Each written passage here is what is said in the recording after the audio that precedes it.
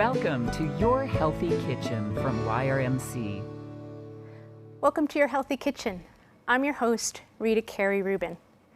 Today, I'd like to talk about preventing cancer with healthy lifestyle habits, including exercise and, of course, diet. Lots of good research over many years has helped us narrow down some really important recommendations for living cancer-free. And these are summarized in a report that was published a few years ago by the World Cancer Research Fund and the American Institute for Cancer Research. Scientists at these two organizations examined the research on cancer prevention and came up with a top 10 list of recommendations. And here they are. Be as lean as possible, but maintain a healthy body weight. Be as physically active as you can and make physical activity part of your everyday life. Cut back on eating foods that contain a lot of calories, especially those that are high in fat and sugar. Reduce your intake of red meat and avoid eating processed meat, so things like lunch meats and sausage and things. Limit your consumption of alcohol. Reduce your intake of salt and avoid eating moldy breads and grains. Get your nutrients from nutritious foods first and use nutritional supplements only when needed and with some professional guidance. Breastfeed your babies. And if you're a cancer survivor, follow the same guidelines as for cancer prevention. And number 10 is eat a plant-based diet. If you'd like to learn more, a link to this report is available at yrmc.org. Just click on Health Connect and follow the link to Your Healthy Kitchen. So as you can see, there really are a lot of things we can do each day to protect ourselves and our families from cancer, including eating delicious meals that include a lot of healthy plant-based foods. And there are plenty of healthy plant foods out there, but a few really stand out as powerful allies against cancer. The cruciferous vegetables, which include broccoli, bok choy, mustard greens, cauliflower, kale, collard greens, radishes, kohlrabi, Brussels sprouts, cabbage, turnips, and arugula, contain a really big bunch of anti-cancer nutrients, including antioxidants and an important phytochemical called sulforaphane. And out of all those cruciferous veggies, broccoli has probably been studied the most for its effects against cancer, especially breast cancer. In fact, studies show that sulforaphane from broccoli is quickly absorbed from the digestive tract, and much of that protective chemical travels to breast tissue, where it's been shown to block the growth of breast cancer cells. So even though broccoli is really a nutritional superfood, its nutrients are actually a bit fragile. So boiling or microwaving broccoli will reduce the nutrients available to you by quite a bit. Too much time spent in shipping and storage will also destroy those important cancer-fighting nutrients. So in the store, look for broccoli that is really green and sturdy, and avoid any that is yellowed or wilted. But better yet, buy broccoli when it's super fresh at the Prescott Farmers Market, or grow your own. Just make sure to eat it within a few days of buying or picking it to get the most nutrients. Okay, so let's cook some broccoli. So we are going to make a basil with broccoli recipe that comes from another one of Rebecca Katz's cookbooks. This is called The Cancer Fighting Kitchen.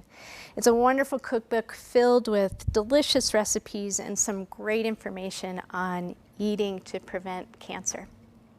So to make the recipe, it's really very simple. We'll start with a stalk of broccoli, and I like to use the whole broccoli. So we're going to peel the stem just by using a vegetable peeler. Get that tough outer skin off of there. Make a little mess in the meantime. And then we'll cut the end of the broccoli stalk off because that gets kind of tough and woody. And then just cut that stem into, I don't know, 1/4 inch or so coins. And then when you get up to the florets, just cut or break them into bite-sized pieces.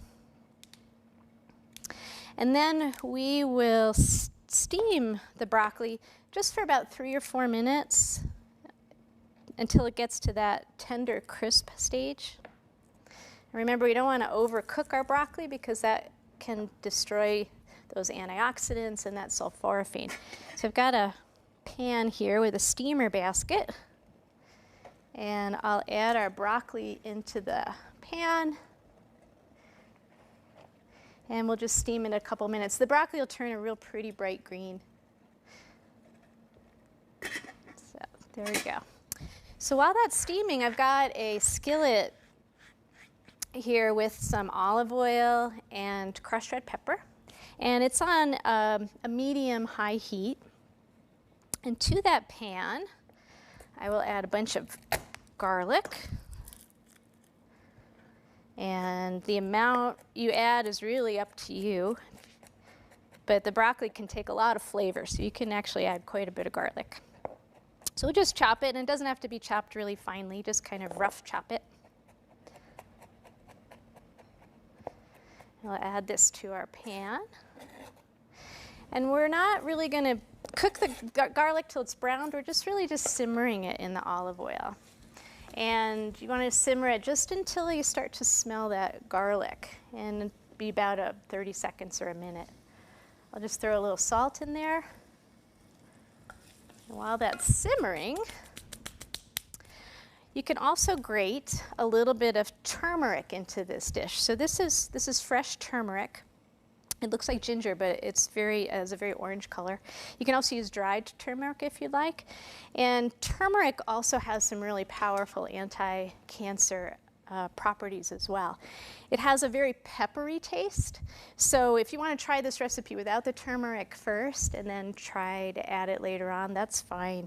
But if you want to use it, simply take your grater and just grate a little bit into that olive oil and garlic as it's cooking. You can see this is amazing bright orange color.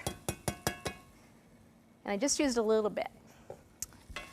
So, and I'm starting to smell that garlic. So I am going to add some cherry tomatoes that are just cut in half.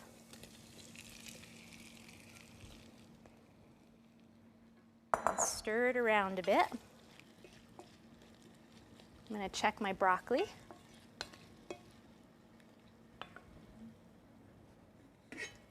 Oh, that looks great. Beautiful green color.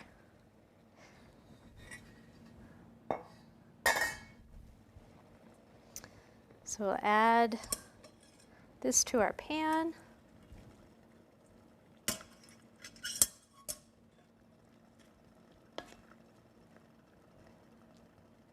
And then while that's heating up,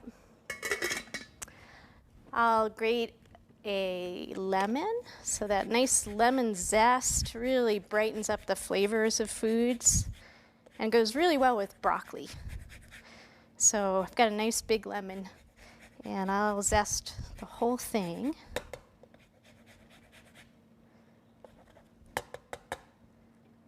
And also slice up a bunch of basil. And use a whole lot of basil with this recipe, as much as you like. And we'll thinly slice it. And if you remember, there's an easy way to thinly slice basil. Just pile those leaves on top of each other, and you can roll them up a little bit. And then use your knife to just slice through that pile of leaves. Nice and thin.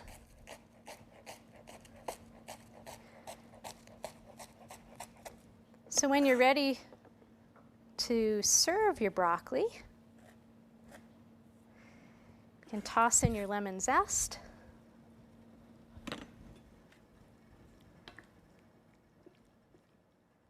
And your basil.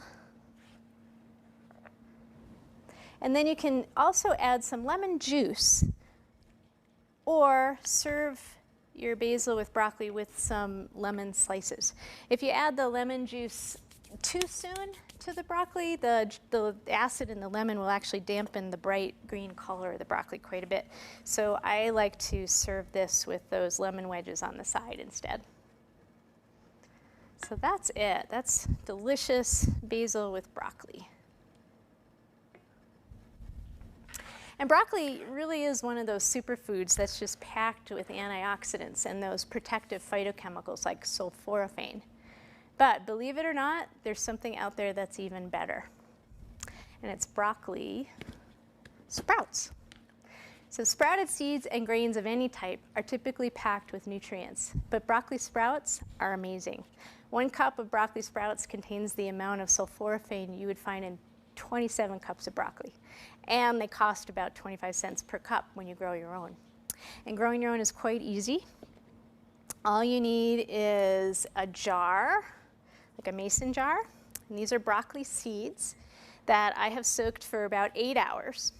And then after 8 hours, rinse them off and drain them really well, and sort of turn the jar around, smack the seeds around the sides of the jar a little bit, and let them sit for about 12 hours. And then every 12 hours, twice a day, give them a rinse, drain them really well, and in 4 days, this is what you get. This amazing crop of broccoli sprouts.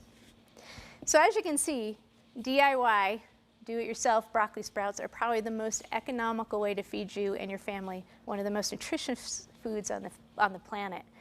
So for more information on growing your own broccoli sprouts, check out the link at sproutpeople.com. They have some great information, seeds, and sprouting equipment that can get you growing your own sprouts in no time. And remember, my adaptation of Rebecca Katz's broccoli with basil recipe, along with many other plant-based cancer-fighting recipes, including a great recipe for roasted broccoli, is available at yrmc.org. Just click on Health Connect and follow the link to your healthy kitchen.